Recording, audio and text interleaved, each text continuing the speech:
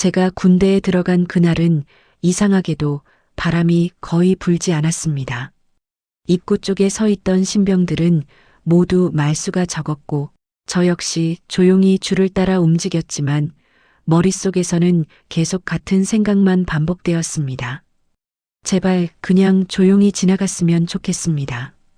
누가 봐도 특별할 것 없는 평범한 군 생활을 원했지만 제 마음은 입대 첫날부터 이미 작은 파문처럼 흔들리고 있었습니다. 본격적인 이야기에 앞서 구독과 좋아요 부탁드려요.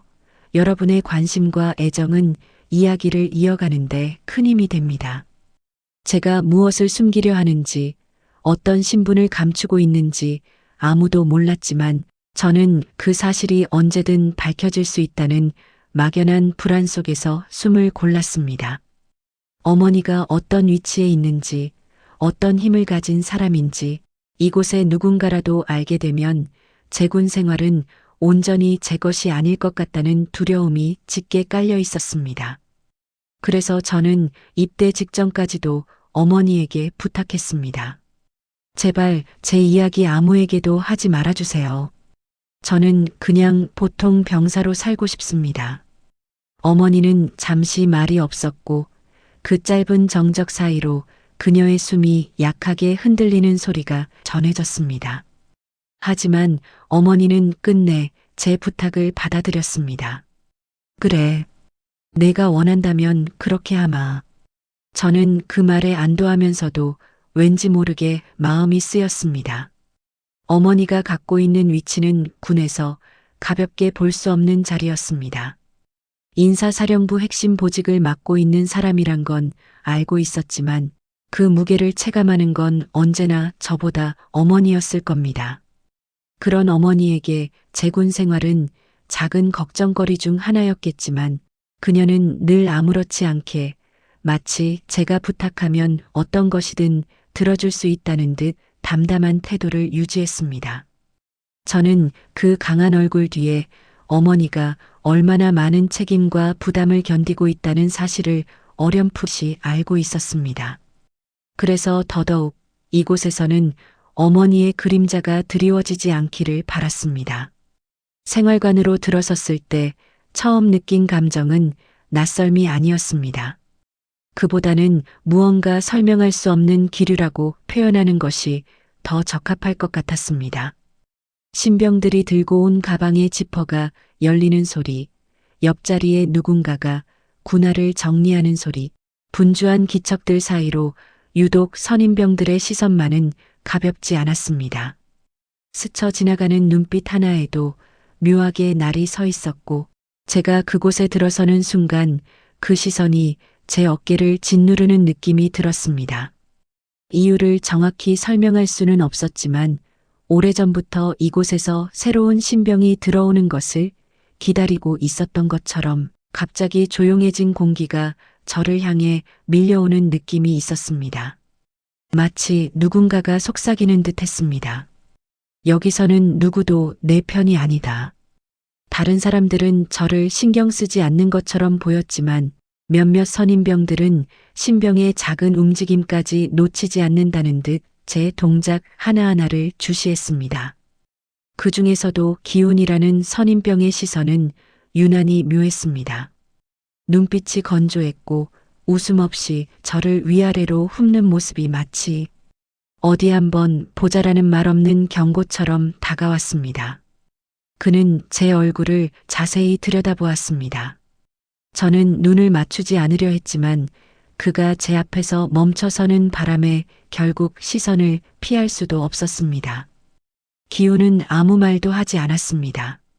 하지만 저는 그의 표정을 통해 이미 많은 것을 이해한 것 같았습니다. 그 표정은 간단히 말해 누군가를 시험해 보려는 사람의 얼굴이었습니다. 그날 저녁 첫 점호가 시작되기 직전 형철 중대장이 생활관으로 들어왔습니다.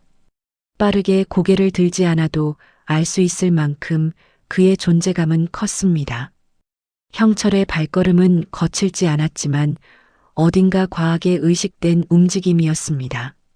마치 자신이 이곳의 질서를 모두 통제하고 있다는 듯 천천히 걸음을 옮기며 병사들의 얼굴을 확인했습니다. 그의 입 끝에는 미묘한 우월감이 묻어 있었고 병사들이 약간 긴장하는 것이 당연한 듯한 분위기를 만들었습니다. 그는 크게 소리치는 사람은 아니었습니다. 대신 부드럽지만 냉랭한 말투로 병사들의 허점을 파악하는 듯한 느낌을 주는 사람이었습니다. 그의 눈이 제 앞에서 멈췄을 때 저는 알 수 없는 부담감을 느꼈습니다. 그는 제 계급표 위에 붙은 이등병이라는 글자를 천천히 바라보더니 새로운 얼굴이네? 라고 말했습니다. 말은 가벼웠지만 말투는 가벼운 것이 아니었습니다. 마치 제 안을 들여다보려는 듯한 시선이었고 저는 그 시선에서 벗어나고 싶다는 생각밖에 들지 않았습니다. 그리고 그날 저는 가벼운 심부름이라는 이름 아래 처음으로 선임병들의 지시를 받기 시작했습니다. 구두약 가져오기, 수건 개수 세기, 선반 정리하기 같은 사소한 일들이었지만 그 지시는 기다렸다는 듯 끊임없이 이어졌습니다. 물론 군대라면 영리하게 흘려보낼 수 있는 일이라 생각할 수도 있었지만 이상하게도 그 지시들은 제게 조금씩 무게를 더해갔습니다. 단순한 심부름 이상이었습니다. 마치 누군가 의도적으로 제 반응을 보고 있는 것처럼 제가 불편해할 틈을 주지 않고 명령들이 반복되었습니다. 처음이라 참고 넘길 수 있었지만 계속해서 제 주변에서 서로 눈짓을 주고받는 선임들의 모습은 뭔가가 이미 정해져 있다는 느낌을 지울 수 없게 했습니다. 그날 밤 어머니에게 전화를 드렸습니다. 잠깐의 짧은 통화였지만 어머니의 목소리는 언제나처럼 안정적이었습니다. 잘 지내고 있니? 라는 어머니의 물음에 저는 주저없이 네, 잘 지내고 있습니다. 별일 없습니다. 라고 답했습니다. 제가 한 그 말은 사실이 아니었습니다. 저는 불안했고 긴장하고 있었고 마음 깊은 곳에서는 어머니가 제 상황을 알게 될까 두려웠습니다. 하지만 어머니에게 걱정을 끼치고 싶지 않았습니다. 그리고 무엇보다도 제가 선택한 이 결정, 어머니의 신분을 숨기고 평범한 병사로 생활하겠다는 선택을 반드시 지키고 싶었습니다. 그래서 저는 아무렇지 않은 척 말했습니다. 어머니는 제 말만 듣고도 뭔가 느끼셨는지 잠시 침묵했습니다. 저는 그 침묵을 피하고 싶어 조만간 또 전화드릴게요. 라고 말하며 서둘러 전화를 끊었습니다. 전화를 끊고 난 뒤 한동안 말없이 가만히 서 있었습니다. 생활관의 형광등 아래에서 제 그림자가 길게 늘어나 있었고 그 그림자를 바라보며 묘한 느낌이 들었습니다. 제가 의도한 대로 조용히 지낼 수 있을까 하는 의문이 들었습니다. 이 부대의 분위기, 선임병들의 태도, 형철의 미묘한 시선 모든 것이 어딘가 자연스럽지 않았습니다. 그렇게 전화를 끊고 복도로 나서려는 순간이었습니다. 뒤쪽에서 누군가 제 이름을 불렀습니다. 말투는 가벼웠지만 내용은 분명했습니다. 도현, 잠깐 나 좀 보자. 돌아보니 기훈이었습니다. 그의 표정은 전보다 훨씬 더 확신에 차 있었습니다. 마치 이제야 본격적으로 무언가를 시작하려는 사람의 얼굴이었습니다. 저는 순간적으로 심장이 쿵 내려앉는 느낌을 받았습니다. 방금 전까지 어머니와 이야기하며 잠시나마 느꼈던 안정감이 완전히 깨져버린 것 같았습니다. 그리고 그 순간 저는 알 수 있었습니다. 불길함이 조금씩 현실이 되어가고 있다는 것을. 저는 아무 말 없이 기운을 따라 걸었습니다. 복도 끝, 어둡지 않은데도 유난히 적막한 그곳으로. 그곳에서 어떤 일이 일어날지 알 수 없었지만 제 등 뒤로 드리워진 긴 그림자가 한 가지 사실만큼은 분명히 말해주고 있었습니다. 뭔가 이상하다. 그리고 그 이상함은 이제 막 시작되었다. 그리고 저는 그를 따라 천천히 걸음을 옮겼습니다. 발소리가 지나치게 크게 들렸고 숨소리가 귓가에서 울리는 것처럼 답답했습니다. 저는 불편한 공기를 마셔가며 한 걸음씩 기훈의 뒤를 따라갔습니다. 기훈의 어깨 너머로 보이는 그의 목선은 묘하게 긴장되어 있었고 그 긴장감은 저에게도 그대로 전해졌습니다. 저는 아무 말도 하지 않았습니다. 제 안에서 스스로가 말을 삼켰습니다. 그리고 그 침묵 속에서 저는 느꼈습니다. 지금부터 시작되는 이 감정이, 이 위태로운 분위기가 단순한 신병 적응 과정이 아니라는 사실을. 그리고 우리는 복도 끝에서 멈춰 섰습니다. 기운을 따라 복도 끝으로 걸어가던 그날 밤의 공기를 저는 아직도 잊지 못했습니다. 형광등 빛은 충분히 밝았지만 이상하게도 그 끝으로 갈수록 주변이 조금씩 눌리는 느낌이 들었습니다. 생활관 안에서 들리던 웃음소리와 TV 소리는 어느 순간 뚝 끊겼고 저와 기훈의 발소리만 기계적으로 복도 위에 찍히고 있었습니다. 저는 그때까지도 단순히 몇 마디 주의를 듣거나 신병이라면 누구나 한 번쯤 겪을 수 있는 가벼운 잔소리 정도를 예상하고 있었습니다. 그러나 기훈이 멈춰 선 곳은 사람이 드나들지 않는 구석진 문 앞이었습니다.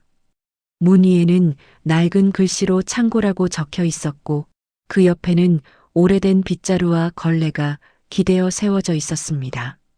기훈은 뒤를 돌아보며 저를 한번 훑어보더니 마치 오래전부터 결정을 끝내고 이제 실행만 남겨둔 사람처럼 담담한 목소리로 말했습니다. 도현 군 생활은 처음부터 선을 잘 그어야 합니다.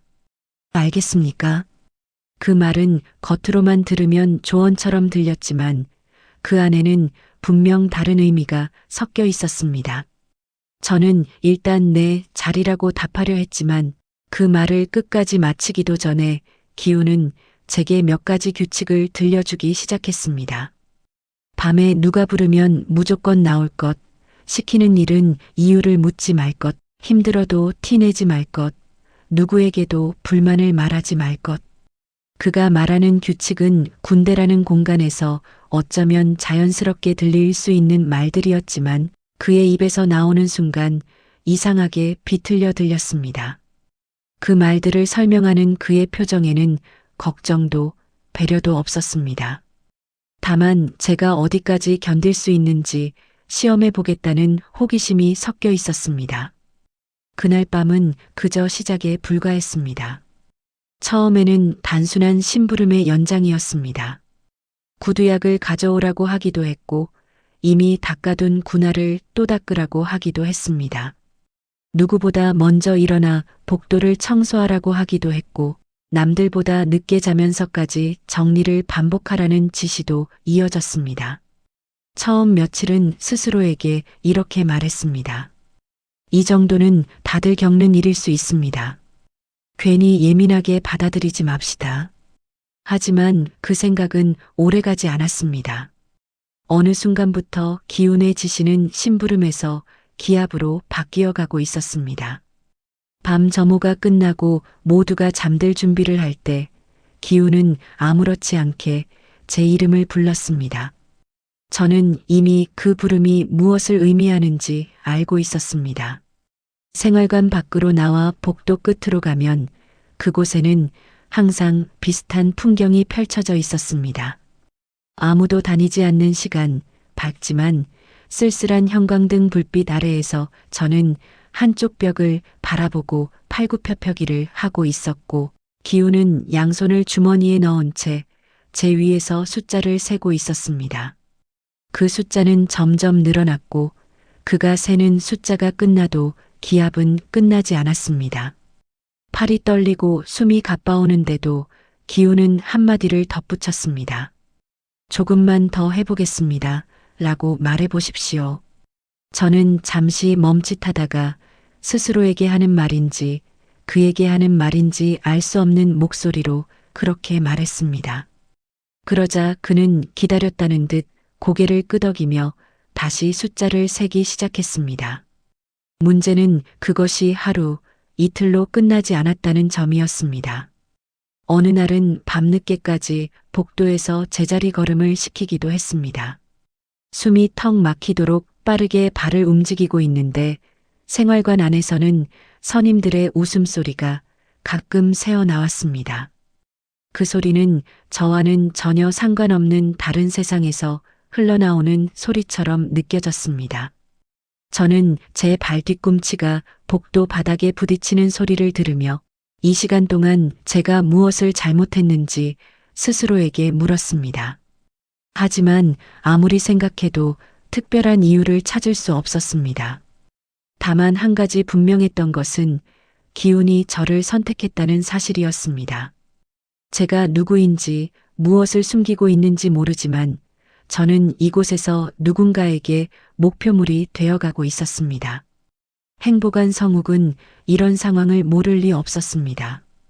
늦은 시간 복도에서 나는 기합 소리, 숨이 차오르는 기척, 작은 신음들, 그것을 지나치며 못 들은 척하기에는 너무나 명확한 신호였습니다.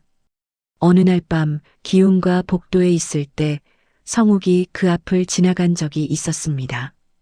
저는 순간적으로 도움이 올지도 모른다는 작은 기대를 가졌습니다. 그때 제가 바닥에 손을 짚고 기합을 받는 모습은 누구라도 한눈에 이상하다고 느낄 만큼 분명한 장면이었습니다.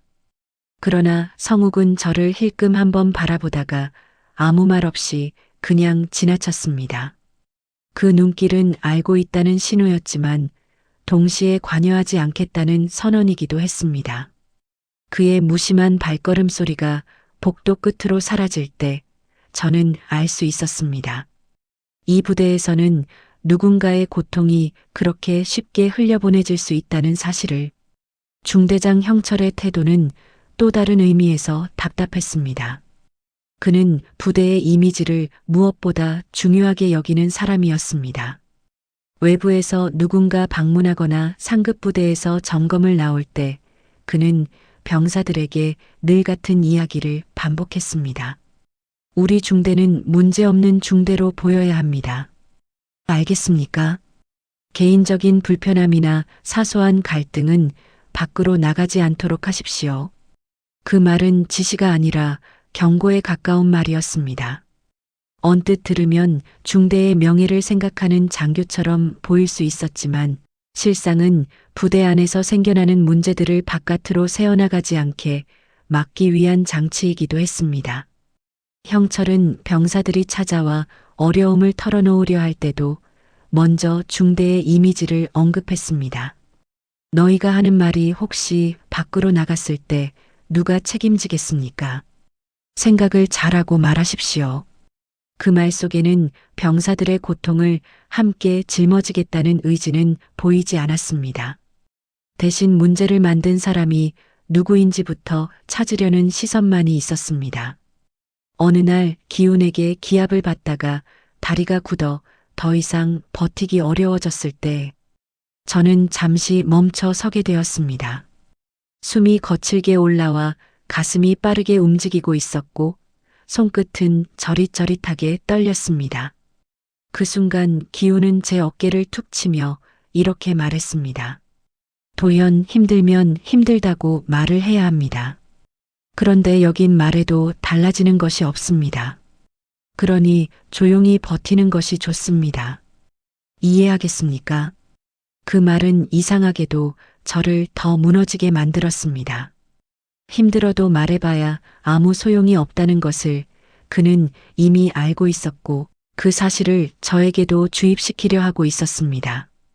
저는 대답 대신 짧게 숨을 몰아쉬며 다시 자세를 잡았습니다.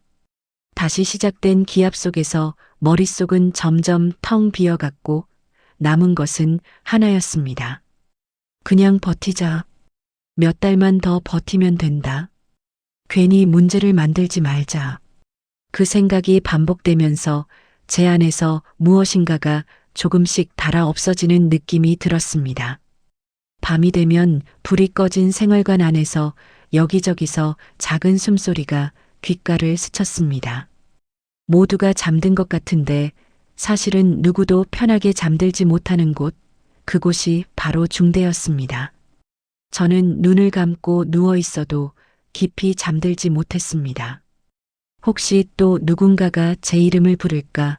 혹시 또 복도 끝으로 나가야 할까? 그런 생각들이 머리를 떠나지 않았습니다.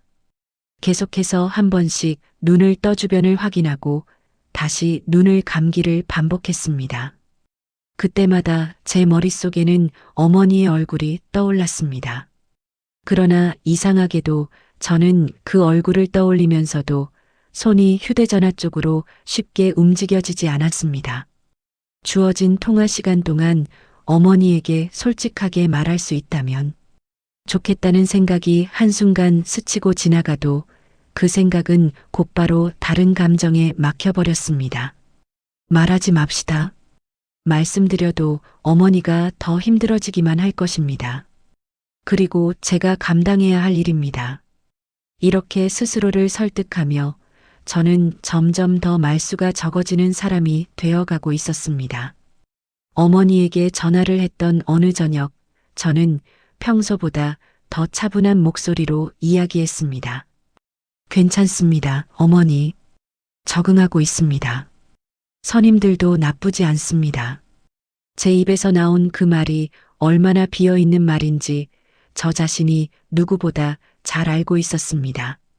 통화 중에 어머니는 몇 번이고 제 숨소리를 듣고 잠시 말없이 기다리셨습니다.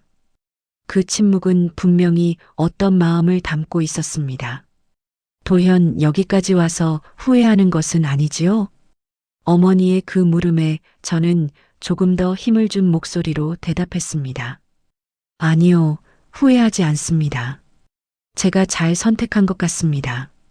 그 말은 어머니를 안심시키기 위해 꺼낸 말이었지만 동시에 제 자신에게도 반복해 들려주고 싶은 말이었습니다.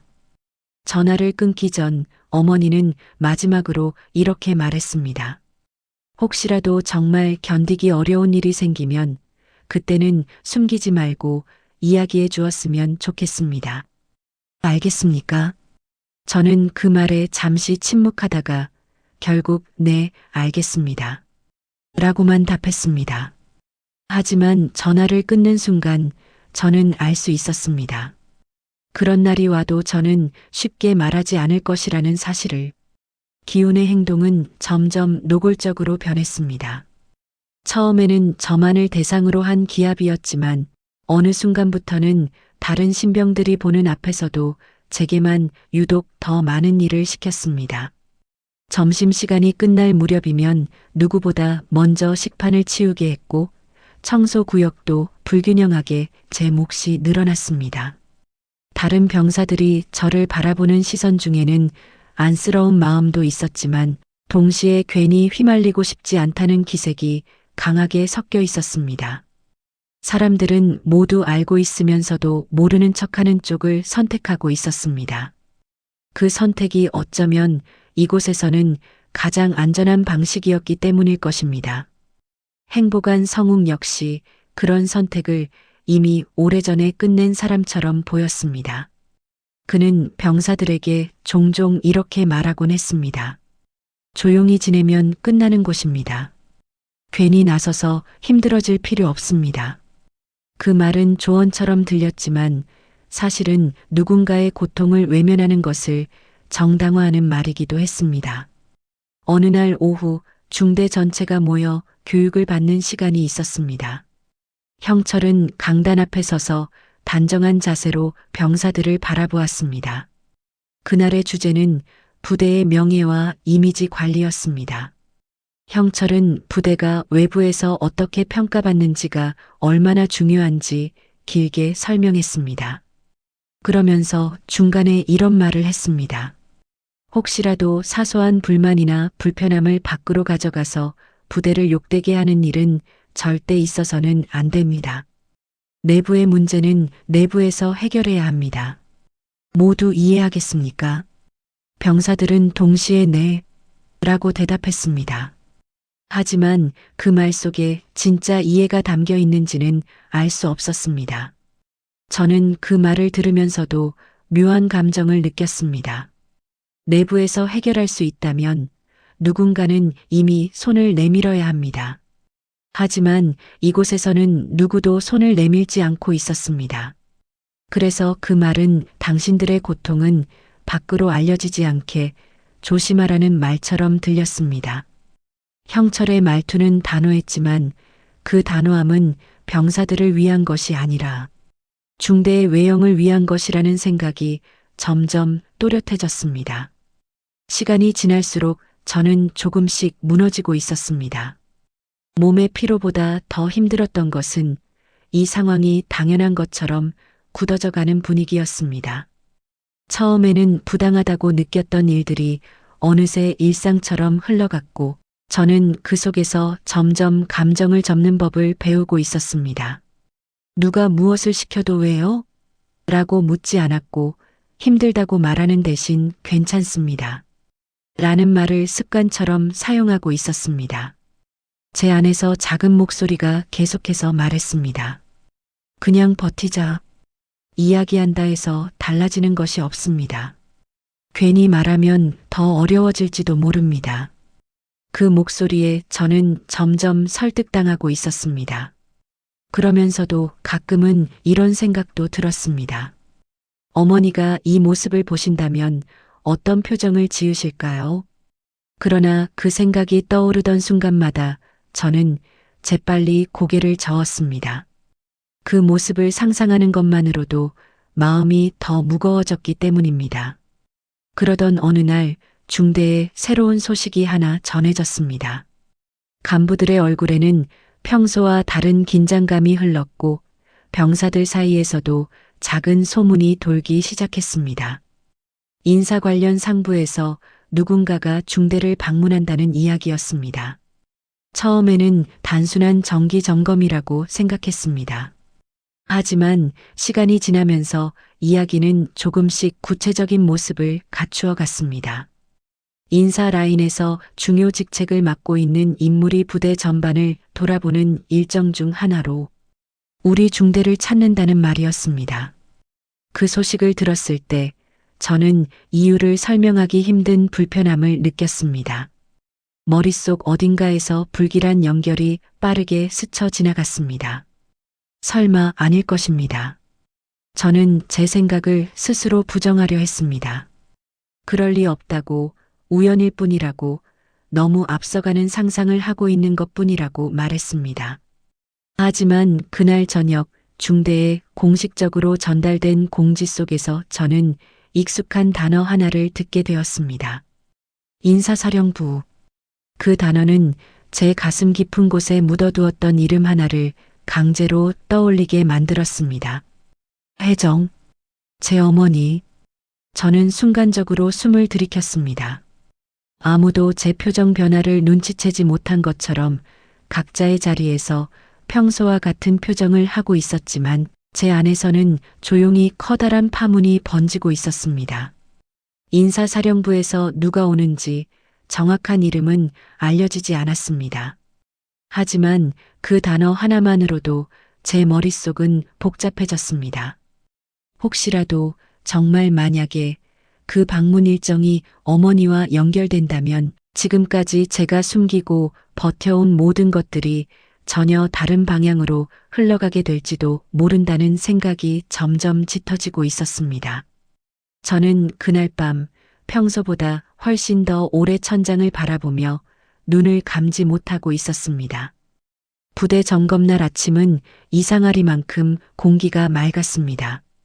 하늘은 평소보다 더 높게 느껴졌고 연병장 위로 걸려있는 깃발은 바람을 크게 타지 않으면서도 잔잔하게 펄럭이고 있었습니다.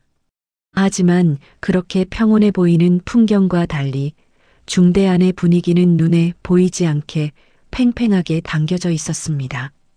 그날 아침부터 간부들 사이에서는 낮은 목소리로 몇 번이나 같은 단어가 오르내렸습니다. 인사사령부 방문, 점검, 중요 인사. 병사들 사이에서도 작은 소문처럼 퍼져나갔습니다.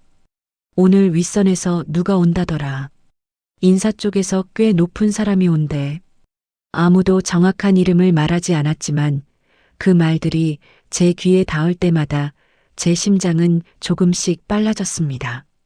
저는 스스로에게 계속 말했습니다. 우연일 것입니다. 이렇게 넓은 군에서 굳이 이곳으로, 굳이 오늘, 그럴 리 없습니다.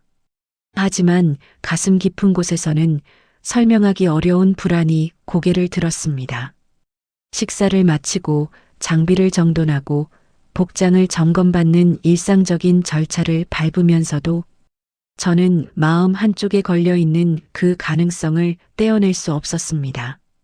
연병장에 집합하라는 지시가 떨어졌을 때 병사들의 발소리가 동시에 바닥을 울렸고 그 소리 사이로 제 숨소리만 묘하게 튀어나오는 것처럼 느껴졌습니다. 줄을 맞춰 서서 앞사람의 뒷모습만 바라보는데도 제 손바닥에는 식은땀이 맺혀 있었습니다. 잠시 뒤 중대장 형철의 목소리가 울렸습니다. 자, 자세 똑바로 잡겠습니다. 오늘은 외부에서 중요한 분들이 오십니다. 우리 중대가 어떤 중대인지 보여드리는 자리입니다. 알겠습니까? 병사들의 대답이 연달아 터져 나왔습니다. 네. 그 소리 안에는 자연스러운 복종과 동시에 실수하지 않으려는 긴장감이 뒤섞여 있었습니다. 형철은 눈을 한번 쭉 훑더니 특히 앞줄과 중간줄 병사들의 자세를 세심하게 살피는 척했습니다. 그러나 저는 그의 시선이 진짜로 병사 한 명 한 명의 상태를 궁금해해서가 아니라 외부의 눈에 비쳤을 때 허점이 없다는 인상을 만들기 위한 연출이라는 것을 점점 더 알 수 있었습니다. 형철의 말투는 평소보다 조금 더 부드러워져 있었습니다. 오늘은 다들 조금만 더 신경 써줍시다. 작은 걸음 하나, 눈빛 하나도 밖에서 지켜보고 있습니다. 그런 말이 참 이상하게도 들렸습니다. 평소에는 병사들의 작은 표정 변화에는 관심을 두지 않던 사람이 외부 인사가 온다는 이유 하나로 갑자기 병사들의 동작에 의미를 부여하고 있었습니다. 저는 줄 끝에서 그의 말을 들으며 속으로만 조용히 숨을 골랐습니다. 잠시 정적이 흐른 뒤 멀리서 검은 차량 한 대가 연병장 옆 도로 쪽으로 들어오는 것이 보였습니다. 간부들이 움직이는 속도가 달라졌고 누군가는 서류철을 들고 급히 어디론가 뛰어갔습니다. 병사들은 시선을 정면에 고정한 채 미세하게 몸을 굳혔습니다. 차량 문이 열리는 소리가 멀리서도 또렷하게 들렸습니다.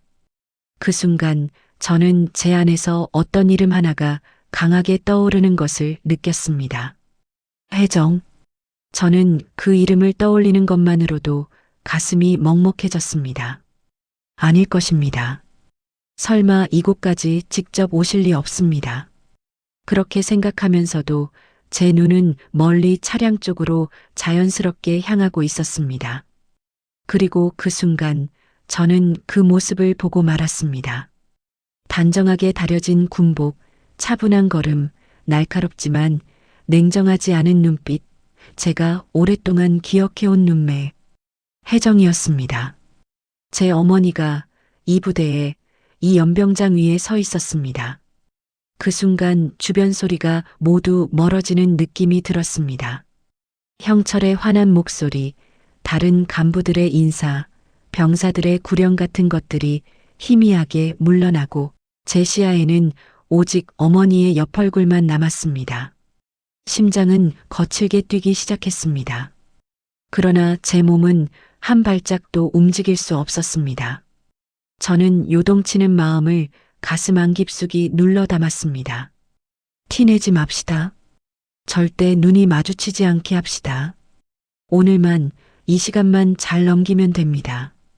혜정은 다른 장교들과 함께 중대 주변을 천천히 둘러보았습니다.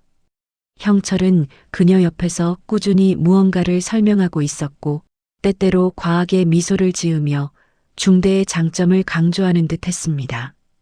우리 중대는 사고도 없고 병사들 사이에 갈등도 거의 없습니다. 지휘 체계도 잘 잡혀 있어서 상급 부대에서도 신뢰를 받고 있습니다. 그 말들이 제 귀에 들어오는 순간 저는 묘한 감정을 느꼈습니다. 기운에게 끌려가 복도 끝에서 기합을 받던 밤들, 행복한 성욱이 일부러 외면하던 순간들, 숨이 막혀도 계속해서 버티던 그 시간들이 형철의 말 한마디에 마치 존재하지 않았던 것처럼 지워지고 있었습니다. 혜정을 비롯한 외부 인사들이 생활관 쪽으로 발걸음을 옮길 때 내무실에 있는 병사들은 평소보다 더 바른 자세로 앉아 있었습니다. 침상은 이미 여러 번 정리된 흔적이 있을 만큼 반듯했고 사물함 문틈에는 종이가 삐져나와 있지 않았습니다. 기훈 역시 그 안에서 누구보다 단정한 표정으로 앉아 있었습니다. 평소에 차갑고 건조한 눈빛은 어디론가 숨겨지고 대신 적당히 성실해 보이는 병사의 얼굴을 하고 있었습니다.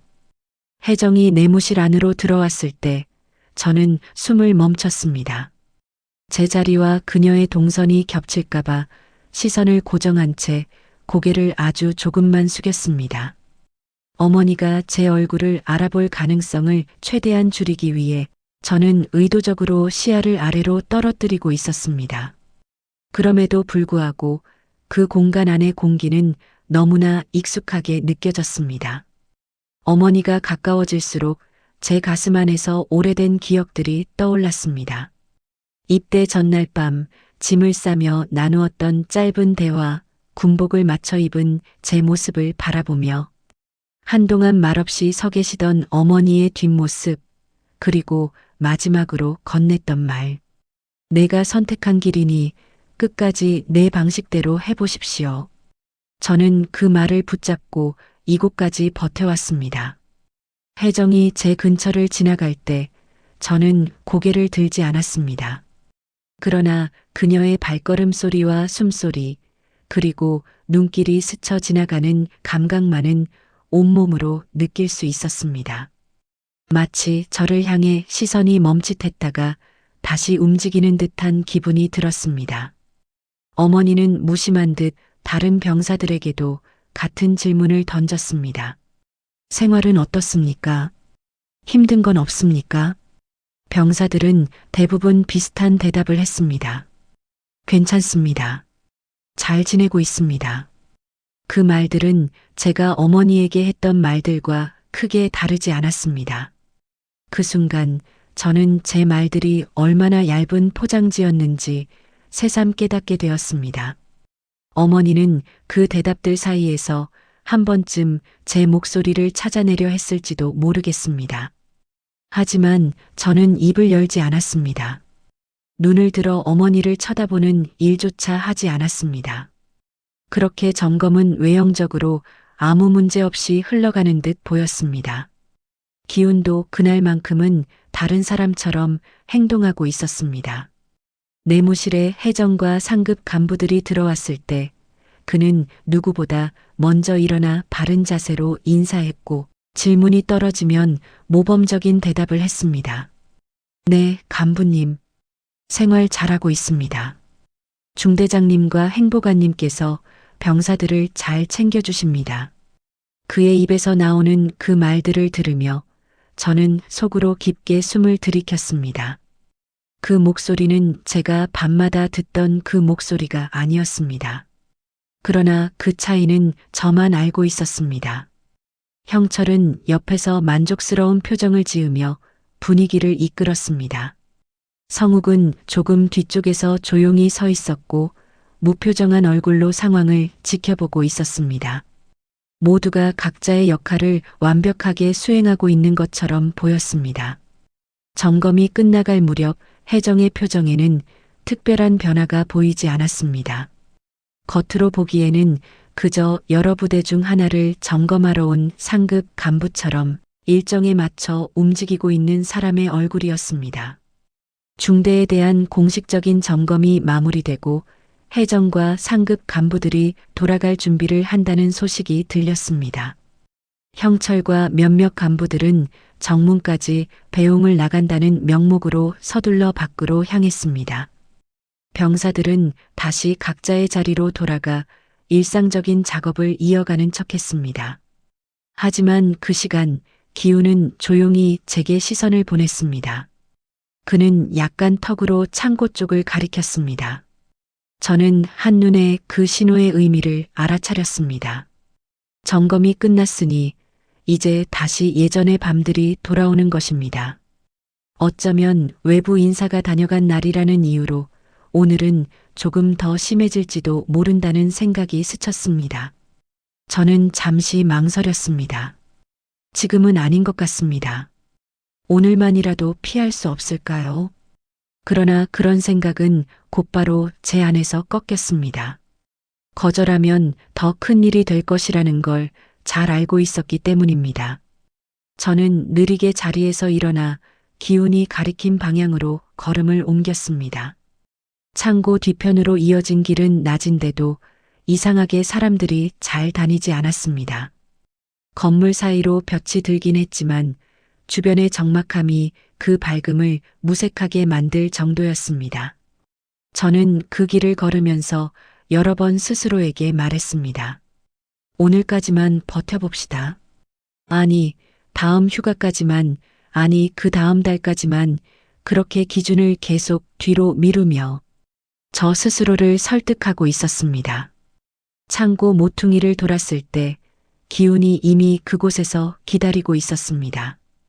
그의 표정은 연병장에서 보였던 그 착한 병사의 얼굴이 아니라 제가 잘 알고 있는 그 본래의 얼굴이었습니다. 입가에는 웃음 비슷한 것이 걸려 있었지만 그 웃음은 기쁨이 아니라 기대에 가까운 것이었습니다. 그는 제게 다가와 어깨를 한번 툭 쳤습니다. 도현, 오늘은 조금만 더 힘을 내보겠습니다.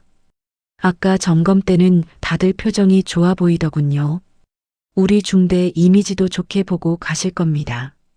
그 말 속에 담긴 비꼼을 저는 쉽게 알아차릴 수 있었습니다.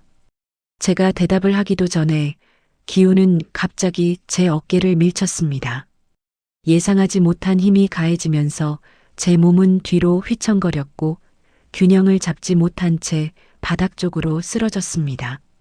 손바닥으로 땅을 짚는 순간 날카로운 아픔이 손목을 타고 올라왔습니다. 그 짧은 순간에도 저는 주변을 둘러봤습니다. 혹시 누군가 이 장면을 보고 있지는 않을까, 누군가 이 상황을 말릴 수 있는 위치에 있지는 않을까 하는 작은 희망이 남아 있었는지도 모릅니다. 하지만 창고 뒤편 공간에는 저와 기운, 그리고 몇 미터 떨어진 곳을 걷고 있는 한 사람뿐이었습니다. 저는 처음에는 그 사람이 누군지 알아보지 못했습니다. 자연스러운 발걸음으로 이쪽 방향을 향해 오다가 예상치 못한 장면을 눈앞에서 마주하게 된 그 사람. 그 사람이 바로 혜정이라는 사실을 제가 인식하는 데는 오래 걸리지 않았습니다. 하지만 그 짧은 인식의 시간 안에 이미 모든 것이 벌어지고 있었습니다. 제가 바닥에 손을 짚고 몸을 일으키기도 전에 기운의 발이 제 옆구리 쪽으로 강하게 날아왔습니다. 운동화 끝이 옆구리를 때리는 순간 숨이 단번에 막혔습니다. 숨을 들이쉬려 해도 가슴이 조여들어 공기가 들어오지 않는 것 같은 느낌이 들었습니다. 저는 반사적으로 몸을 웅크렸지만 두 번째 발길질이 이어졌습니다. 주변의 공기가 무거워졌고 귀에서는 자신의 숨소리와 함께 둔탁한 소리만이 맴돌았습니다. 그때 아주 짧은 순간 제 시야 한쪽 끝에서 누군가의 모습이 눈에 들어왔습니다. 단정한 군복, 굳어버린 표정, 무엇인가를 참아내는 듯한 눈빛. 혜정이었습니다.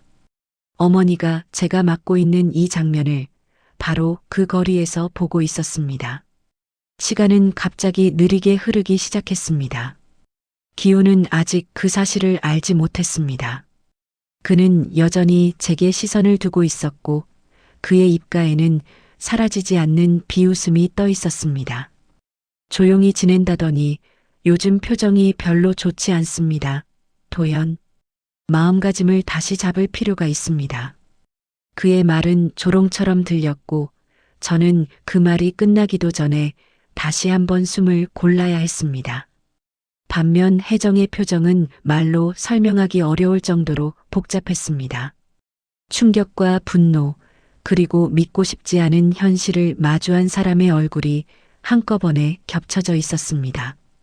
그녀는 일시적으로 걸음을 멈춘 뒤 주변을 빠르게 살핀 것처럼 보였습니다. 다른 시선이 이 장면을 보고 있는지, 누군가 함께 있는지 확인하는 듯한 동작이었습니다. 그녀의 눈망울이 미세하게 떨렸습니다. 저는 그 떨림을 아주 먼 거리에서도 분명하게 느낄 수 있었습니다. 제 시선이 잠깐 그녀와 마주쳤습니다. 저는 그 순간 무엇부터 떠올려야 할지 알 수 없었습니다. 숨이 막힐 정도의 창피함, 제가 끝까지 숨기려 했던 현실이 산산이 부서지는 감각, 어머니에게 이런 모습을 보이고 싶지 않았던 마음, 그리고 한편으로는 이제야 누군가가 이 상황을 정확히 보고 있다는 안도감이 뒤섞였습니다. 죄책감은 숨 쉴 공간도 남겨두지 않을 만큼 빠르게 제 안을 채웠습니다. 어머니의 얼굴은 순식간에 굳어졌습니다. 입술은 단단하게 다물려 있었고 턱선은 평소보다 더 날카롭게 보였습니다. 하지만 저는 그 얼굴에서 소리를 듣지 못했습니다. 혜정은 아무 말도 하지 않았습니다. 외침도 호통도 없었습니다. 오히려 주변의 공기가 더 조용해졌습니다. 그 침묵이 오히려 어떤 고함보다 더 크게 느껴졌습니다. 그녀의 눈동자 안에는 한 가지 문장이 이미 쓰여 있는 것처럼 보였습니다. 이제부터 모든 것이 달라질 것입니다. 혜정은 잠시 그 자리에 서 있다가 아주 조용히 시선을 거두었습니다. 마치 아무것도 보지 못한 사람처럼 몸을 돌렸습니다. 그러나 저는 알고 있었습니다. 그 눈이, 그 마음이 지금 이 장면의 모든 디테일을 하나도 놓치지 않았다는 것을, 그리고 그 기억은 결코 지워지지 않을 것이라는 것도 알고 있었습니다. 기우는 여전히 혜정의 존재를 눈치채지 못했습니다. 그는 저를 내려다보며 짧게 웃었습니다. 일어날 수 있겠습니까? 군 생활 아직 시작도 안 했습니다. 그의 말은 계속해서 제 가슴 어딘가를 긁고 있었습니다. 저는 겨우 숨을 추스르며 몸을 일으켰습니다. 옆구리 쪽에 묵직한 통증이 남아 있었지만 그보다 더 아픈 것은 어머니의 표정이 제 머릿속에 그대로 떠 있는 사실이었습니다. 혜정은 이미 모퉁이를 돌아 사라졌고 그 뒤로 남은 것은 조용한 공기뿐이었습니다. 하지만 그 공기 속에는 분명한 변화를 예고하는 긴장감이 깔려 있었습니다. 저는 이 순간이 단지 폭력의 연장이 아니라 어떤 시작이라는 것을 희미하게 느끼고 있었습니다. 단지 그 시작이 어떤 방향으로 흘러갈지 그때의 저는 끝까지 상상하지 못했습니다. 다만 한 가지는 분명했습니다. 이제 이 부대에서의 시간은 더 이상 예전과 같지 않을 것이라는 예감이었습니다. 부대 점검날 창고 뒤편에서 어머니와 눈이 마주친 그 순간 이후로 제 일상은 아무 변화가 없는 것처럼 흘러가는 척하면서도 어딘가 미세하게 비틀려 가고 있었습니다. 겉으로 보기에는 여전히 같은 생활관, 같은 복도, 같은 구령소리였지만 제가 느끼는 공기에는 설명하기 어려운 낯설미 섞여 있었습니다. 기우는 그날 이후에도 태도가 크게 달라지지 않았습니다. 여전히 밤이 되면 제 이름을 불렀고 저는 아무렇지 않은 얼굴로 그의 부름에 응했습니다. 하지만 마음속 깊은 곳에서는 전에 없던 불편함이 가라앉지 않았습니다. 어머니가 그 장면을 분명히 보았다는 사실, 그럼에도 아무도 모르는 척 시간이 흘러가고 있다는 사실이 저를 조용히 잠식하고 있었습니다. 저는 어머니에게 따로 연락을 하지 않았습니다. 통화 시간에도 평소와 다르지 않은 목소리로 잘 지내고 있습니다. 라고만 말했습니다. 하지만 그 말이 통화기기 너머로 어떻게 전해졌을지, 혜정이 그 말 안에서 무엇을 읽어냈을지 저는 감히 상상하지 않으려고 했습니다. 그저 이 상황이 끝까지 제 안에서만 머물기를 바랐습니다. 제가 선택했던 방침은 여전히 같았습니다. 말하지 맙시다. 끝까지 버텨봅시다. 이 일에 어머니를 끌어들이지 맙시다. 저는 제가 지킬 수 있다고 믿고 싶었습니다. 하지만 며칠이 지나면서 부대 안에는 서서히 눈에 보이는 변수가 하나둘 생기기 시작했습니다. 먼저 간부들의 움직임이 미묘하게 달라졌습니다. 평소에 생활관 안쪽까지 들어오는 일이 거의 없던 장교들이 뜬금없이 점검이라는 이름으로 자주 모습을 드러냈습니다. 그들은 부대 전체가 한눈에 보이는 것처럼 행동하면서도 유독 몇 군데를 더 오래 살펴보는 듯 했습니다. 행정실 주변, 탄약고 출입 기록이 적힌 철제장부, 비품이 정리된 창고, 안쪽, 병사들이 사용하는 장비 목록이 적힌 서류, 그런 곳들이었습니다. 단순한 형식 점검이 아니라고 느끼게 만드는 장면들이 자주 보였습니다. 예를 들어 어느 날 오전, 낯선 헌병, 2명이 중대 건물 앞에서 누군가를 기다리는 것처럼 서 있는 모습을 보았습니다. 그들의 군무와 완장이 주는 인상은 이곳의 분위기를 한층 더 굳게 만들었습니다. 병사들 사이에서는 자연스럽게 이런 말들이 오갔습니다. 요즘 왜 이렇게 자주 돌아다니십니까? 뭔가 있는 것 아닙니까? 하지만 그 말들은 한 번 입 밖으로 나오면 곧바로 삼켜졌습니다. 괜히 더 들키고 싶지 않다는 마음이 모두의 입을 닫게 만들고 있었습니다. 저는 이 모든 움직임의 출발점에 해정이 있다는 것을 처음부터 짐작할 수 있었습니다. 직접적인 증거는 없었지만 그날 창고 뒤편에서의 시선, 교환 이후로 갑자기 시작된 이 변화들은 우연이라고 보기에는 너무 정확한 시점에 맞춰 흘러가고 있었습니다. 그렇다고 해서 제가 누구에게 그 이름을 꺼내 놓을 수 있는 것도 아니었습니다. 저는 입을 굳게 닫은 채 그저 부대 안에서 벌어지는 작은 균열들을 조용히 지켜볼 수밖에 없었습니다. 어느 날 인사계 쪽에서 서류를 들고 간부가 생활관으로 들어와 몇몇 병사들을 번갈아 불러냈습니다. 이름이 호명될 때마다 병사들은 순간적으로 긴장하는 기색을 보였습니다. 그 중에는 평소에 기운과 자주 붙어 다니던 병사도 있었고 군수 쪽에서 오랫동안 비품 관리를 맡아온 병사도 있었습니다. 그들은 한참 후에 돌아와도 입을 크게 열지 않았습니다. 무슨 이야기 하셨습니까? 라는 질문에도 그냥 몇 가지만 확인하신다고 하셨습니다. 라고만 답했습니다. 그러나 그들의 눈빛에는 뭔가 평소와 다른 흔적이 남아 있었습니다. 마치 자신이 알고 있던 일상 위에 정체 모를 거대한 그림자가 드리운 것을 깨달은 사람의 눈빛처럼 보였습니다. 중대장 형철의 표정도 눈에 띄게 달라졌습니다. 겉으로는 여전히 차분하고 여유 있는 말투를 유지하고 있었지만 간부들끼리 모여 있을 때에는 자주 인상을 찌푸렸습니다. 행정실 앞을 지나가다가 열린 문틈 사이로 형철이 전화기 너머로 목소리를 낮추어 이야기하는 장면을 본 적이 있었습니다. 우리 중대에 왜 이렇게까지 관심을 가지십니까? 특별히 보고된 사건도 없습니다.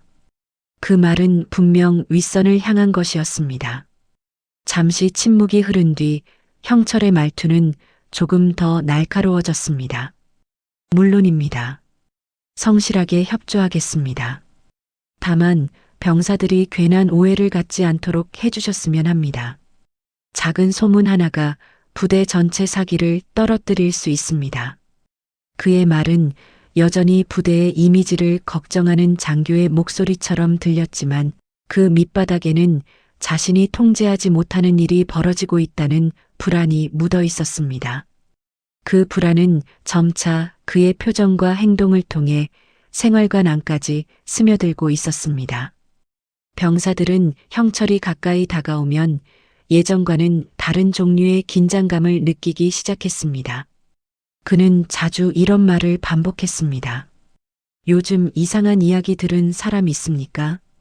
혹시 누가 불필요한 말을 하고 다니는 것 같지는 않습니까? 그 물음에는 단순한 확인을 넘어 누군가를 찾고 있다는 초조함이 담겨 있었습니다. 기훈 역시 변화에서 자유롭지 못했습니다. 처음에는 여느 때와 다름없이 저를 불러내곤 했지만 어느 순간부터 그의 행동에는 일정한 조심스러움이 생기기 시작했습니다. 복도 끝이나 창고 뒤편으로 부를 때 그는 항상 주변을 한 번씩 둘러보며 누가 이쪽을 보고 있는지 확인했습니다. 예전에는 거의 신경도 쓰지 않던 행복한 성욱의 동선도 눈으로 쫓았습니다. 요즘 간부들이 괜히 왔다 갔다 하시는군요. 어느 날 기훈이 제가 팔굽혀펴기를 하고 있을 때 조용히 중얼거렸습니다. 그 말은 마치 독백처럼 흘러나왔지만 동시에 제게도 던져진 말이었습니다. 저는 대답을 하지 않았습니다. 그저 숨을 고르며 숫자를 세는 그의 목소리를 들었습니다. 그러나 그 목소리에는 예전과는 다른 미세한 떨림이 섞여 있었습니다. 그의 눈빛은 여전히 저를 내려다보고 있었지만 동시에 어딘가 더 먼 곳을 신경 쓰고 있는 것처럼 보였습니다. 마치 자기 머리 위 어딘가에서 보이지 않는 손이 움직이고 있다는 사실을 이미 알아차린 사람의 눈빛이었습니다. 행복한 성욱은 그동안의 방관적인 태도를 유지하면서도 때때로 어정쩡한 위치에 서 있는 사람처럼 보였습니다. 그는 감찰이 시작된 뒤로 몇 번이나 누군가에게 서류를 건네거나 장부를 들고 왔다 갔다 하는 모습을 보였습니다. 병사들 사이에서는 그런 모습만으로도 여러 가지 추측이 오갔습니다. 성욱이 뭔가 숨긴 것 있는 것 아닙니까? 장부에 적힌 거랑 실제가 다르면 골치 아플 것입니다. 탄약, 장비, 비품 같은 것들은 숫자 하나만 바뀌어도 바로 드러나는 영역이었습니다. 그 숫자들은 누군가의 욕심과 타협의 흔적을 숨기고 있을지도 모르는 기록이었습니다. 나중에 들은 이야기로는 일부 장비가 기록상으로만 존재하거나 외부로 불법 유출된 의심이 있었다고 했습니다. 그 장부를 누구보다 오래 관리해온 사람 중 하나가 바로 성욱이었습니다. 감찰팀이 그 장부를 들고 오랜 시간 머무른 뒤 성욱을 따로 불러 이야기를 나누었다는 소문이 삽시간에 퍼졌습니다. 성욱이 행정실에서 나오는 모습을 멀리서 본 병사는 그의 얼굴이 평소보다 훨씬 더 창백했다고 말했습니다. 그럼에도 그는 생활관으로 들어와서는 아무렇지 않은 척 병사들에게 이렇게 말했습니다. 괜히 긴장하지 마십시오. 부대라는 곳은 원래 이런 식으로 점검을 받는 곳입니다. 조용히 지내면 아무 일 없습니다. 그러나 그 말의 끝부분은 미묘하게 떨리고 있었습니다. 어느 날 오후 중대에 헌병 차량이 조용히 들어온 적이 있었습니다. 그들은 과하게 위압적인 태도를 취하지 않았습니다. 오히려 담담한 얼굴로 모두가 보고 있는 앞에서 서류를 들고 건물 안으로 들어갔습니다. 하지만 병사들의 시선은 그들을 놓치지 않았습니다. 누군가는 작은 목소리로 이런 말을 했습니다. 저분들 원래는 여기 자주 안 오십니다. 그 말만으로도 충분했습니다. 긴장은 눈에 보이는 형태로 부대 안에 내려앉기 시작했습니다. 자유롭게 오가던 말들이 줄어들었고 환하게 들리던 웃음소리는 중간중간 잘려나갔습니다. 기훈과 친하게 지내던 몇몇 선임들 사이에서도 귓속말이 늘어났습니다. 그들은 자주 모여 사소한 것들까지 서로 확인했습니다. 예전에 했던 그 일 기억하십니까? 장부에는 어떻게 처리했습니까? 그건 이미 정리했습니다. 문제가 되지 않을 것입니다. 그러나 그들의 목소리엔 확신이 부족했습니다. 누군가는 이미 그 기록들을 다른 각도에서 다시 들여다보고 있었기 때문이었습니다. 제가 직접적으로 감찰의 내용을 들을 수 있는 위치에 있던 것은 아니었지만 간접적으로 전해지는 기류만으로도 어느 정도는 짐작할 수 있었습니다. 누군가는 군수 쪽에서 장비 수량이 실제와 맞지 않는다는 사실을 확인했고, 누군가는 병사 진술을 통해 특정 선임들의 반복적인 갑질과 폭언, 기합 지시가 늘 문제로 거론되어 왔다는 것을 알게 되었다고 했습니다. 이상한 점은 그동안 그런 이야기들이 중대 안에서 아예 없었던 것은 아니라는 사실이었습니다. 다만 누구도 그 이야기를 겉으로 꺼내지 않았고, 꺼낸다 해도 거기서 더 나아가지 못했다는 것이 문제였습니다. 그런데 이번에는 달랐습니다. 한번 올라간 이야기들이 사라지지 않고 오히려 위로 올라가 다른 이야기들과 엮여가고 있었습니다. 서로 다른 시간, 다른 장소에서 벌어졌던 부조리들이 하나의 선으로 연결되고 있었습니다. 그 과정에서 형철과 기운의 관계도 눈에 띄게 변해갔습니다. 예전에는 겉으로 보기에도 서로 간에 나름의 신뢰와 이해가 있는 것처럼 보였습니다.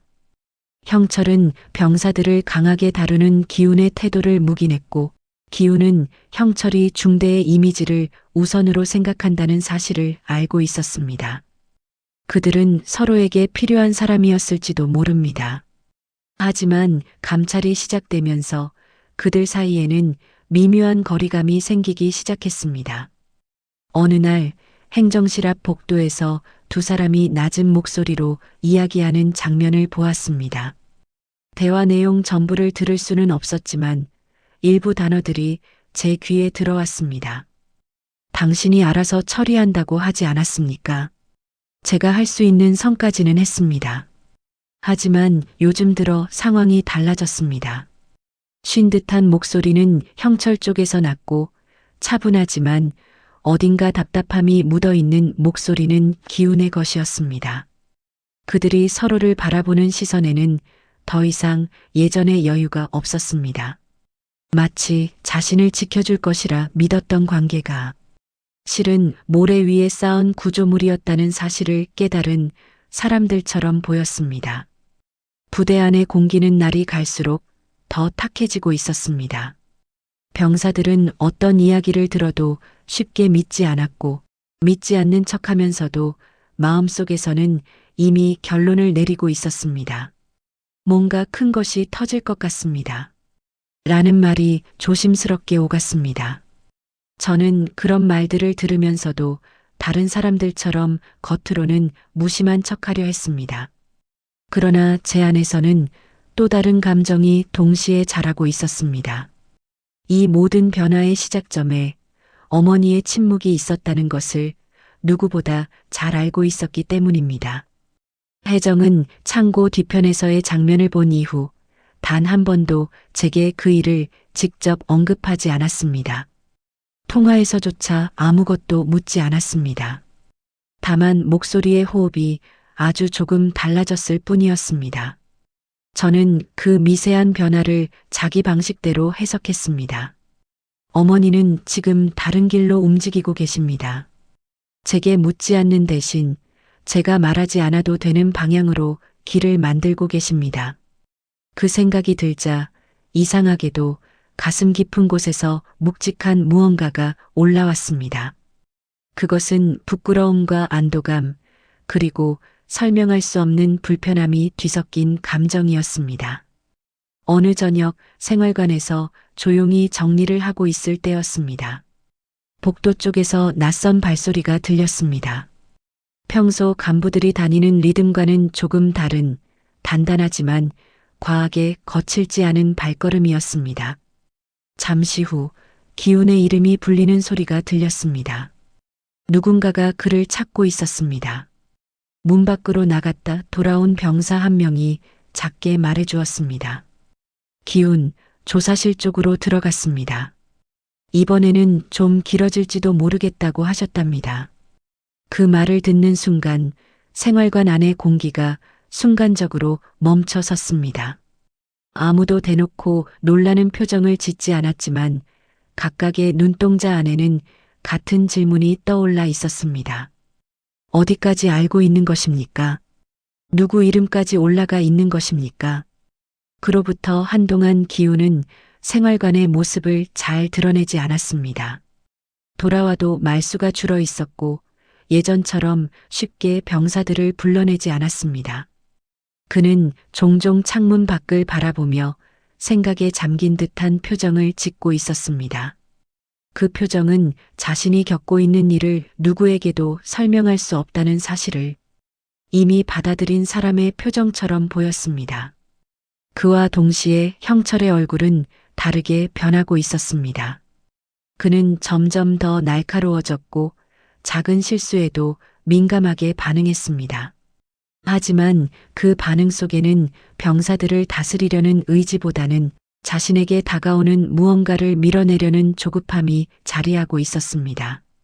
어느 날 저녁 회의가 끝난 뒤 행보관 성욱이 중얼거리는 말을 들었습니다. 이대로 가면 누구 한 사람만으로 끝나지 않을 것 같습니다. 그 말이 누구를 향한 것인지 어떤 상황을 가리키는지 그는 설명하지 않았습니다.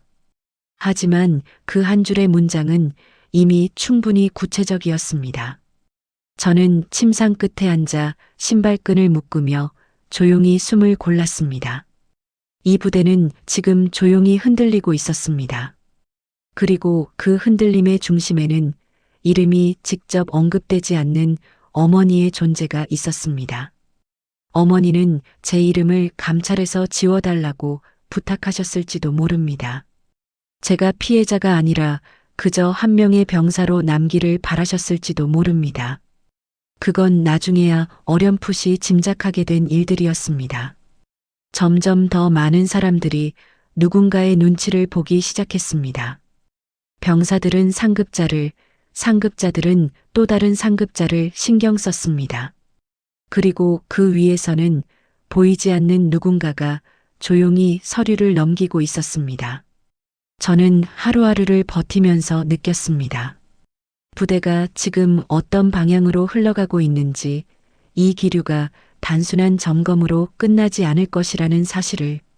형철과 기훈이 서로를 바라보는 눈빛 속에는 이제 더 이상 동지의 기색이 없었습니다.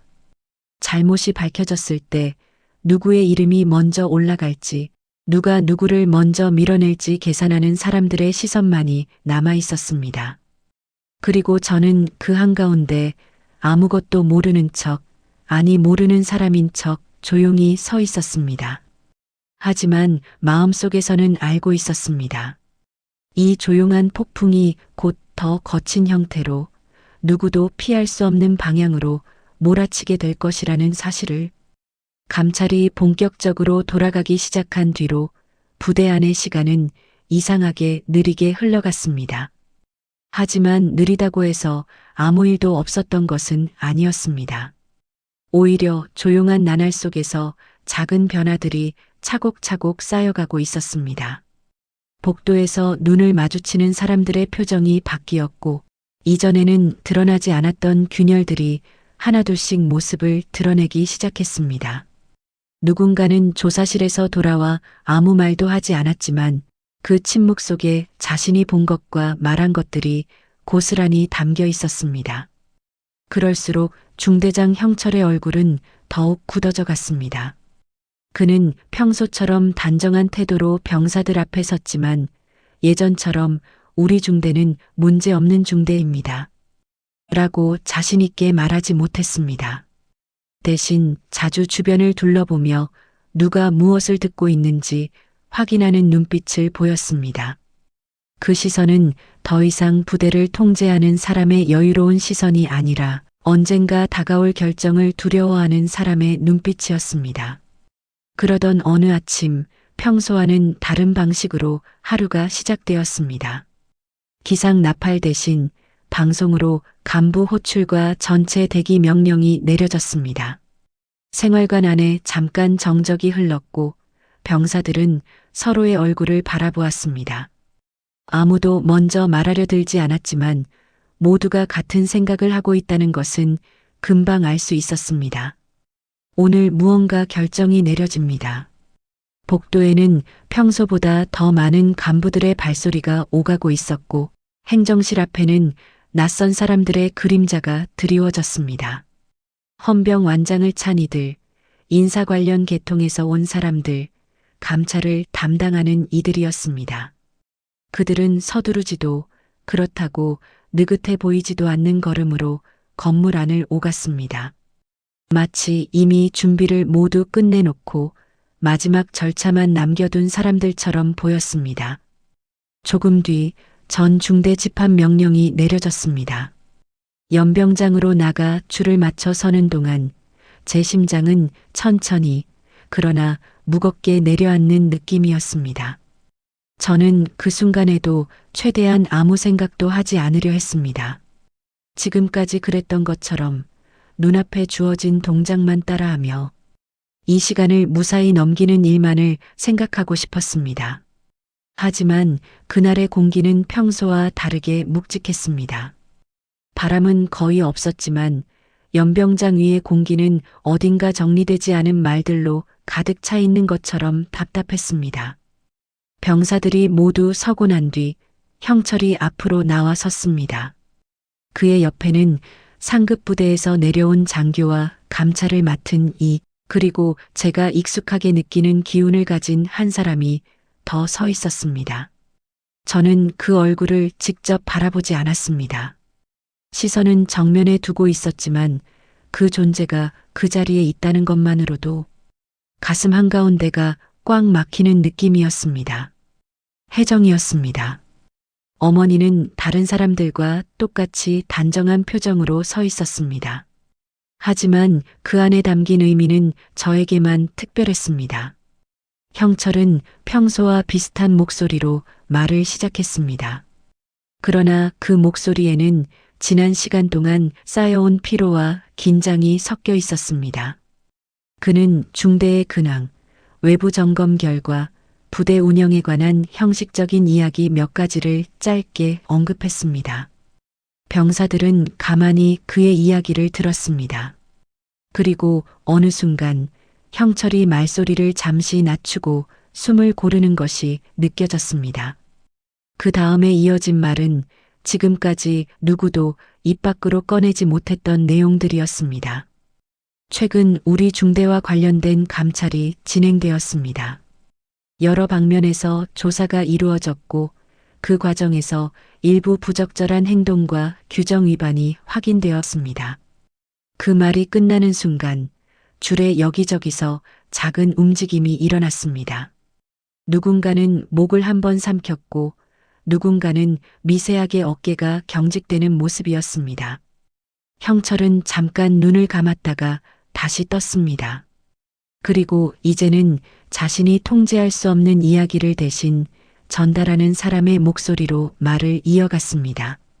결과 발표는 상급 부대 장교에 의해 공식적으로 진행되었습니다.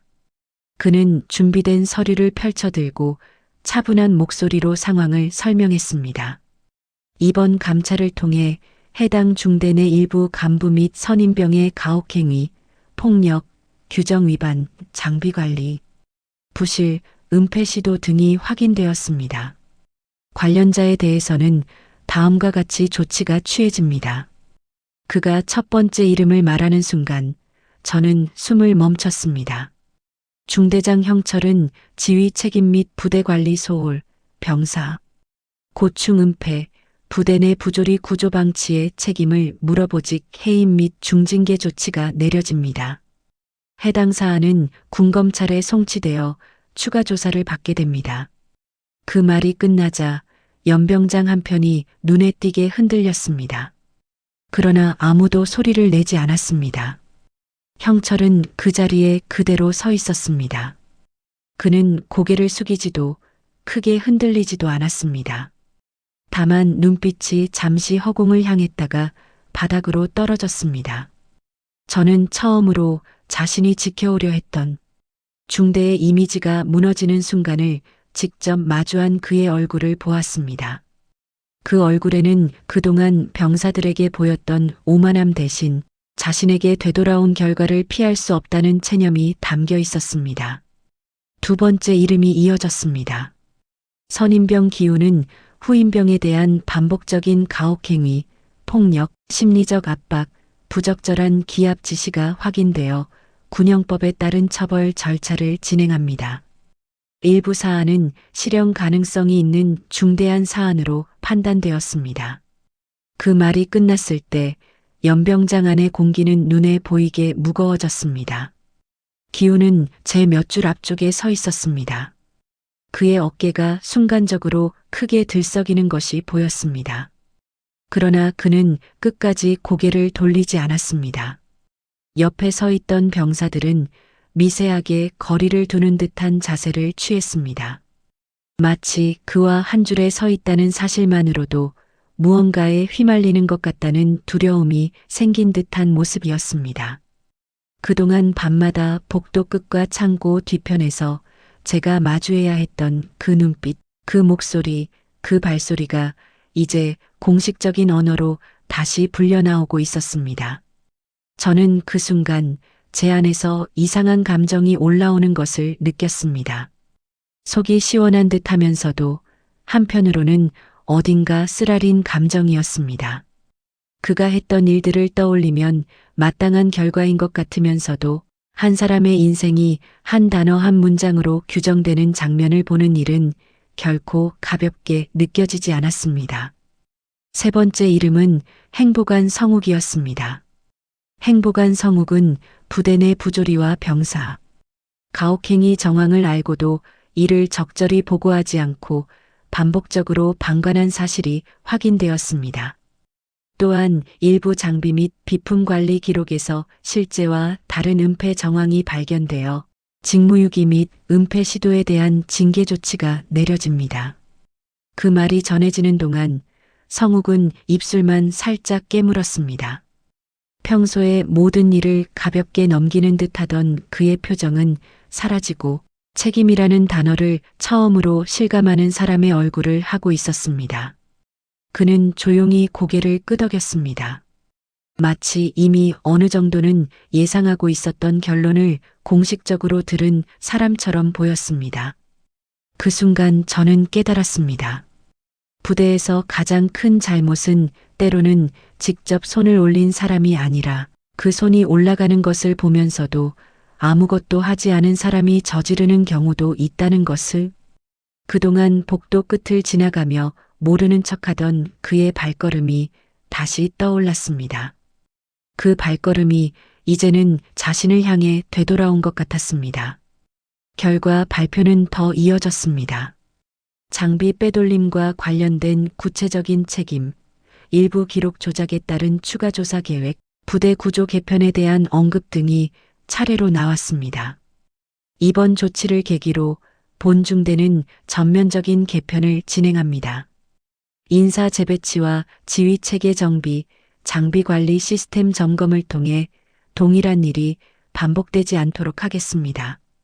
그 말은 단순히 이 부대의 운영 방식이 달라진다는 의미만 갖고 있지 않았습니다. 이곳에서의 모든 시간이 한번 정리되고 다시 쓰이게 될 것이라는 예고이기도 했습니다. 저는 그 말을 들으면서 이곳에서 보냈던 제 모든 밤과 아침이 생각났습니다. 억울함과 두려움, 그리고 끝까지 말하지 않겠다는 고집 사이에서 흔들리며 버텼던 시간들이었습니다. 그 시간들 위에 이제 새로운 문장이 쓰이려 하고 있었습니다.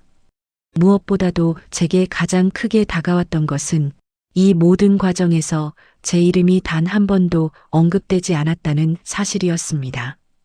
저는 감찰이 본격적으로 시작된 이후 누군가가 제게 다가와 사건에 대해 묻지 않을까 내심 긴장하고 있었습니다. 물론 일부 진술 과정에서 누군가가 제 이름을 입에 올렸을 가능성은 있었습니다. 하지만 공식적인 결과 발표에서 저는 그저 이 중대의 병사들 중 한 명으로만 서 있었습니다. 그 누구도 저를 피해자로 혹은 중심 인물로 지목하지 않았습니다.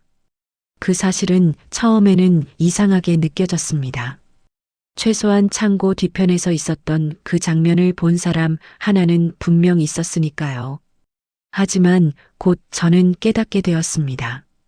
그 사람이야말로 제 이름이 함부로 오르내리지 않도록 끝까지 지켜준 사람이라는 것을.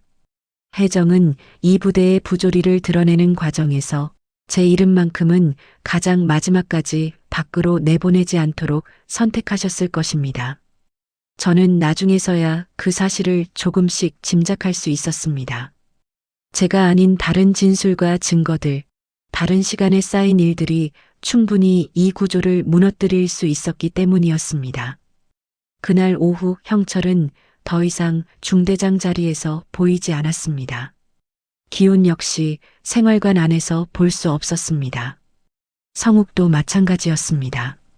익숙한 얼굴들이 한꺼번에 사라진 빈자리는 생각보다 묵직하게 느껴졌습니다. 병사들 사이에서는 여러 가지 말이 오갔습니다. 결국 이렇게 되는군요. 언젠가는 터질 일이었습니다. 그래도 이렇게까지 될 줄은 몰랐습니다. 그 말들 속에는 안도와 불안, 그리고 묘한 씁쓸함이 섞여 있었습니다. 저는 그런 말들을 듣고도 쉽게 의견을 보태지 않았습니다. 그저 조용히 제 자리에 앉아 있었습니다. 예전에 복도 끝에서 들리던 구두 소리와 고함 소리는 이제 들리지 않았습니다. 대신 조금은 어색하지만 부드러운 목소리와 조심스러운 발걸음 소리가 그 자리를 대신하고 있었습니다. 부대는 분명 달라지고 있었습니다. 구조가 바뀌고 사람들이 교체되고 규정이 새롭게 정비되고 있었습니다. 그 변화의 내부에서 저는 하나의 병사로서 다시 일상을 맞이하고 있었습니다. 며칠 뒤 부대 정문 앞에서 혜정과 다시 마주치는 날이 찾아왔습니다. 이번에는 공식적인 점검 일정이 아니라 다른 부대 업무와 연계된 방문이라고 들었습니다. 하지만 이유가 무엇이든 저는 그날이 언젠가 한 번은 마주해야 할 순간이라는 것을 알고 있었습니다. 정문 근처에는 늦은 오후의 햇살이 비스듬히 내려앉아 있었습니다. 하늘은 붉은빛과 금빛이 섞여 있었고 바람은 살짝 차가웠지만 지나치게 매섭지는 않았습니다. 저는 지정된 시간에 정문 앞쪽으로 나갔습니다. 멀리서 혜정의 모습이 보였습니다. 단정하게 채워진 군복깃, 똑바로 선 어깨, 익숙한 걸음. 그녀는 저를 보자 잠시 걸음을 멈추었다가 이내 천천히 다가왔습니다. 저는 자세를 바로 하고 인사를 했습니다. 오랜만입니다, 어머니. 그 말이 제 입에서 나오는 동안 제 목소리는 생각보다 덜 떨리고 있었습니다. 그동안 머릿속에서 수없이 연습했던 인사였기 때문인지도 모르겠습니다. 혜정은 제 얼굴을 한동안 말없이 바라보았습니다. 눈가에는 피로가 엷게 내려앉아 있었지만 그 속에는 분명한 안도감도 함께 섞여 있었습니다. 그녀는 먼저 이렇게 물었습니다. 군 생활 잘 버티고 있습니까? 그 질문은 아주 평범한 말처럼 들렸습니다. 하지만 저는 그 안에 담긴 또 다른 의미를 읽을 수 있었습니다. 그날 이후로 내 안은 괜찮습니까? 무너지지는 않았습니까? 저는 잠시 숨을 골랐습니다. 그리고 예전처럼 그러나 이번에는 조금 다른 마음으로 대답했습니다. 네, 잘 버티고 있습니다. 걱정 마세요. 그 말은 여전히 완전히 진실이라고만 말할 수는 없었습니다. 힘든 날들이 없었던 것은 아니었으니까요. 하지만 이번에는 도망치거나 숨기기 위한 말은 아니었습니다. 어머니가 만들어준 결과 위에서 제가 제 힘으로 다시 서보려고 하는 마음이 담긴 말이었습니다. 혜정은 제 대답을 듣고 나서 아주 작게 고개를 끄덕였습니다. 그리고 잠시 침묵이 흘렀습니다. 그 침묵은 예전처럼 불편하지 않았습니다. 오히려 말로 설명할 수 없는 것들이 오가는 시간처럼 느껴졌습니다. 그러다가 혜정이 조용히 말을 이었습니다. 내가 말하지 않아도 됐습니다. 엄마는 다 알고 있었습니다. 그 한 문장은 길지 않았지만 제 가슴 안 깊숙이 내려앉았습니다. 저는 그 말을 듣는 순간 창고 뒤편에서 마주쳤던 그녀의 표정이 떠올랐습니다. 눈동자의 떨림, 굳어버린 입술, 돌아서던 뒷모습, 그리고 그 뒤로 이어졌던 감찰과 변화들. 모든 장면이 하나의 선으로 연결되며 제 안을 지나갔습니다. 저는 그제야 조금 이해할 수 있었습니다. 어머니가 왜 그날 아무 말도 하지 않고 돌아섰는지, 왜 제게 하나하나 묻지 않았는지, 왜 제 이름을 감찰 내용에서 지워야 한다고 생각하셨는지. 그녀는 제게 대신할 말을 요구하지 않았습니다. 제가 감당하기 어려운 고백을 꺼낼 필요가 없도록 자신이 먼저 움직였습니다. 저는 그 사실을 뒤늦게 깨닫고 있었습니다. 저는 자연스럽게 눈을 아래로 내리깔았습니다. 발끝에 시선이 닿았을 때 가슴 안에서 묵직한 무언가가 천천히 풀어져 내려가는 느낌이 들었습니다.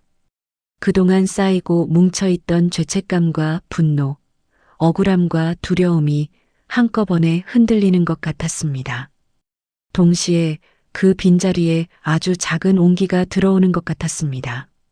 안도라고 부를 수 있는 감정이었습니다. 혼자가 아니었습니다. 끝까지 혼자만의 싸움을 한 것이 아니었습니다. 저는 그 사실을 뒤늦게 인정하게 되었습니다. 혜정은 제 고개가 천천히 내려가는 모습을 잠자코 지켜보고 있었습니다. 그러다가 조용히 한 걸음 더 다가와 제 어깨에 가볍게 손을 얹었습니다. 그 손길은 강하지 않았지만 확실한 무게를 가지고 있었습니다. 이제부터는 내가 생각하는 군 생활을 내 방식대로 계속해 보십시오. 하지만 더 이상 혼자 버티고 있다고만 생각하지는 말았으면 합니다. 그 말은 부탁이자 허락이자 약속처럼 들렸습니다. 그날 저녁 생활관으로 돌아오는 길에 저는 연병장을 한번 돌아보았습니다. 바람은 여전히 크게 불지 않았고 깃발은 잔잔하게 흔들리고 있었습니다. 하지만 저는 알고 있었습니다. 이곳은 예전의 그 부대가 아니었습니다. 중대장도 선임병도 행보관도 바뀌었고 보이지 않는 규칙과 공기의 방향도 달라졌습니다. 그리고 무엇보다도 이 안에서 제가 느끼는 감정이 달라져 있었습니다. 여전히 힘든 날은 오겠지만 그 힘듦이 온전히 제 탓이라고만 느끼지는 않게 된 것 같았습니다. 어머니는 말했습니다. 내가 말하지 않아도 됐다고. 저는 이제 그 말의 의미를 조금은 이해할 수 있을 것 같았습니다. 말하지 못했던 시간들은 분명 고통이었지만 그 침묵을 대신해 움직인 사람이 있었다는 사실이, 그리고 그 사람이 누구인지 제가 알고 있다는 사실이 제 안에 조용한 회복을 만들어주고 있었습니다. 어쩌면 정의는 거창한 말이나 구호로 세워지는 것이 아닐지도 모르겠습니다. 누군가의 억울함을 끝까지 잊지 않는 사람, 그 사람의 눈빛 하나를 놓치지 않는 사람이 있는 곳에서 천천히, 그러나 확실하게 무언가를 무너뜨리는 것일지도 모르겠습니다. 저는 그 무너진 자리 위에서 조금씩 다시 서보려고 하고 있었습니다.